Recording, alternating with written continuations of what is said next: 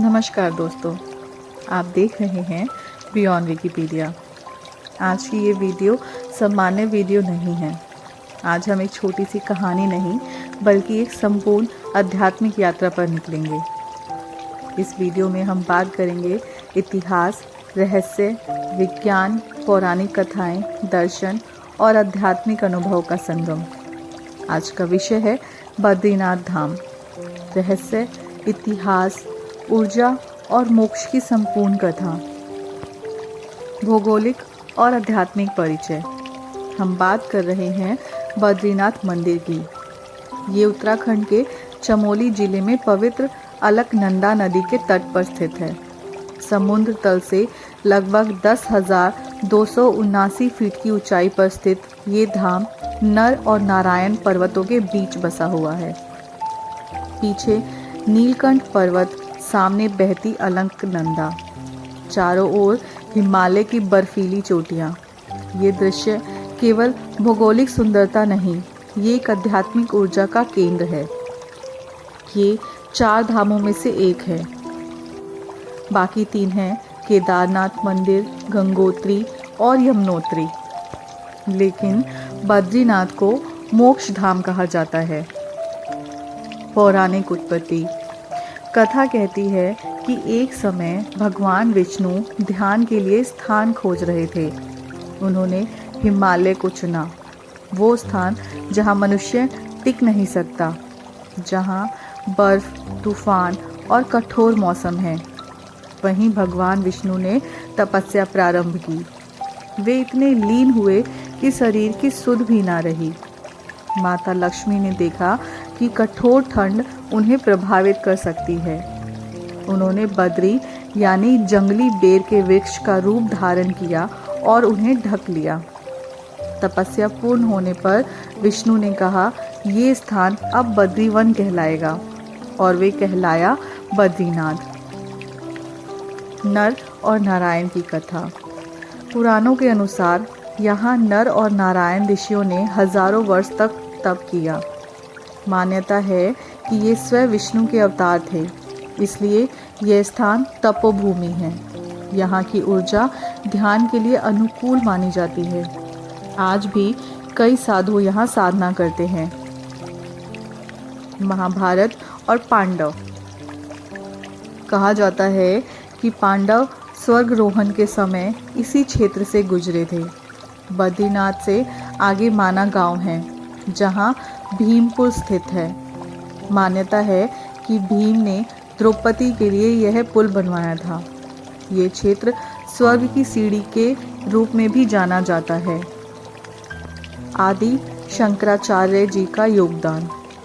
8वीं शताब्दी में आदि शंकराचार्य हिमालय पहुँचे।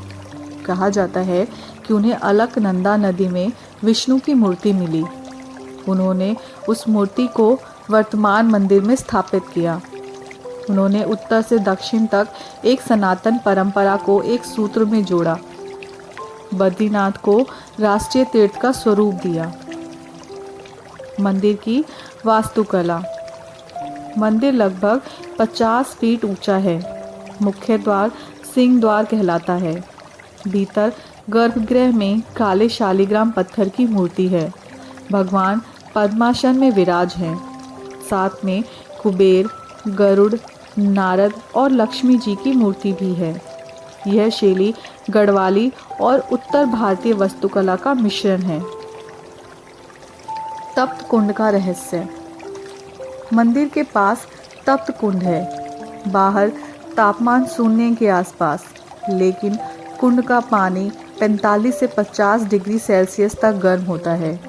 वैज्ञानिक इसे भूतपीय ऊर्जा कहते हैं, लेकिन श्रद्धालु इसे दिव्य चमत्कार मानते हैं। मंदिर प्रवेश से पहले यहाँ स्नान परंपरा है। 6 महीने का रहस्य। अक्टूबर में कपाट बंद रहता है। मूर्ति को जोशीमठ ले जाया जाता है, लेकिन जब मई में कपाट खुलता है तो अंदर दीपक जलता हुआ मिलता है। क्या ये श्रद्धा है या एक वैज्ञानिक व्यवस्था? ये दोनों का संगम। बद्रीनाथ और ऊर्जा सिद्धांत। हिमालय को पृथ्वी का ऊर्जा केंद्र कहा जाता है।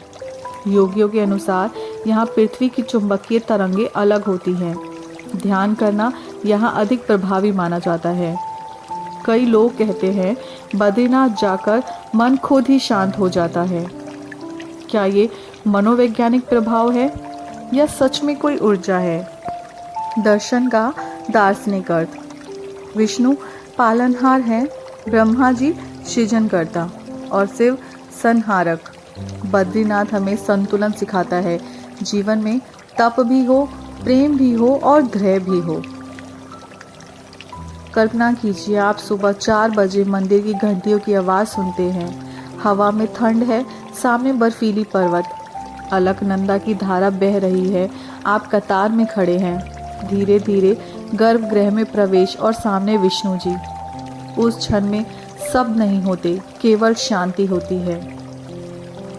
आज के समय में बद्रीनाथ। आज लाखों श्रद्धालु हर वर्ष आते हैं। सरकार द्वारा मार्ग और सुविधाएं विकसित की गई हैं, फिर भी प्राकृतिक चुनौतियां रहती हैं। भूस्खलन, बर्फबारी, मौसम परिवर्तन। ये धाम हमें याद दिलाता है प्राकृतिक से बड़ा कुछ भी नहीं। वैज्ञानिक और ऐतिहासिक दृष्टिकोण। इतिहासकार मानते हैं कि ये स्थान प्राचीन व्यापार मार्ग पर था। यहाँ तिब्बत से व्यापार होता था। पॉसिबल है कि आध्यात्मिक केंद्र होने के साथ साथ ये सांस्कृतिक संगम भी रहा है। क्या सच में यहाँ मोक्ष मिलता है? मोक्ष का अर्थ क्या है? मृत्यु के बाद मुक्ति या जीवन में शांति? शायद बद्रीनाथ हमें सिखाता है मोक्ष स्थान में नहीं, मन की अवस्था में है। तो क्या बद्रीनाथ सिर्फ एक मंदिर है या ये मानव चेतना का प्रतीक है? क्या ये कहानी केवल आस्था है या इसमें इतिहास, भूगोल, ऊर्जा और मनोवैज्ञानिक सब शामिल है? शायद उत्तर एक ही है। बद्रीनाथ एक अनुभव है। अगर आपने यहाँ तक सुना है तो आप केवल दर्शन नहीं, एक यात्री हैं। अगर ये गहन यात्रा आपको पसंद आई हो तो वीडियो को लाइक करें, शेयर करें और चैनल बियॉन्ड विकिपीडिया को सब्सक्राइब करें। फिर मिलेंगे एक और रहस्यमय यात्रा के साथ। तब तक के लिए जय बद्री विशाल, हरि ओम।